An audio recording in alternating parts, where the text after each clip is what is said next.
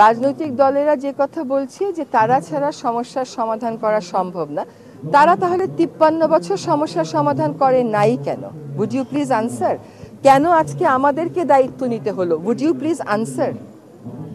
তাদেরকে ছাড়া সমস্যার সমাধান হবে না, এটা সঠিক কথা। এটাই তো হওয়ার উচিত যে নির্বাচিত জনপ্রতিনিধিরা সমস্যার সমাধান করবেন। তাহলে আজকে বায়ু দূষণ নিয়ে আমাকে কেন প্রশ্নের উত্তর দিতে হচ্ছে?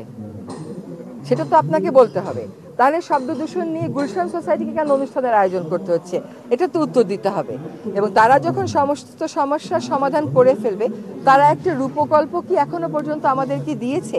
তারা যে আমাদের কাছ থেকে বলছে যে ম্যাপ দিতে হবে, এই করতে হবে, রোড ম্যাপ করতে হবে, তারা কি একটা রোড ম্যাপ দিয়ে দিয়েছে যে এই সমস্যাগুলোর তারা কি করে সমাধান করবে? আজকে ওনারা বলছেন যে সংস্কার ওনারাই সবচেয়ে ভালো করতে পারবেন, সেটাই তো গণতান্ত্রিক দেশের কথা। কিন্তু ওনারা করেননি কেন তাহলে 53 বছর? তাহলে কেন আমাদেরকে আজকে আমাদের কাজ ছেড়ে এসে দায়িত্ব নিতে হচ্ছে? আমরা তো আমাদের কাজ বেশ আনন্দের সাথে, সফলতার সাথেই করছিলাম। আপনি দেখাতে পারবেন যে এই উপদেষ্টা পরিষদে এমন কেউ আছে যারা যার যার কাজে সফল ছিল না? তাহলে আমাদেরকে কেন এই দায়িত্বটা নিতে হলো? একটা নির্বাচনের দিকে যেতেই হবে এই দেশকে, এবং এটাই হচ্ছে এই অন্তর্বর্তীকালীন সরকারেরও একটা বড় প্রাধান্য। সেরকমভাবে সংস্কারও তো একটা বড় প্রাধান্য। সংস্কারের কথা তো আমরা বলিনি, জনগণের কাছ থেকেই তো উঠে এসেছে। আমাদেরকে বিচারও করতে হবে, সেটাও তো করতে হবে।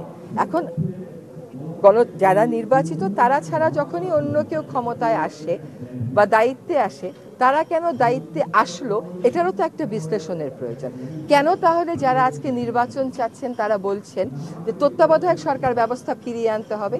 তারা যদি সত্যিকার অর্থেই গ্রহণযোগ্য নির্বাচন করতে পারেন, তাহলে তারা তো তত্ত্বাবধায়ক সরকারের দাবিটা তুলতেন না।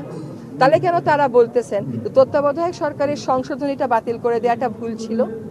কেন তাহলে গণতান্ত্রিকভাবে নির্বাচিত সরকারগুলো একটা গ্রহণযোগ্য নির্বাচন করতে পারে না?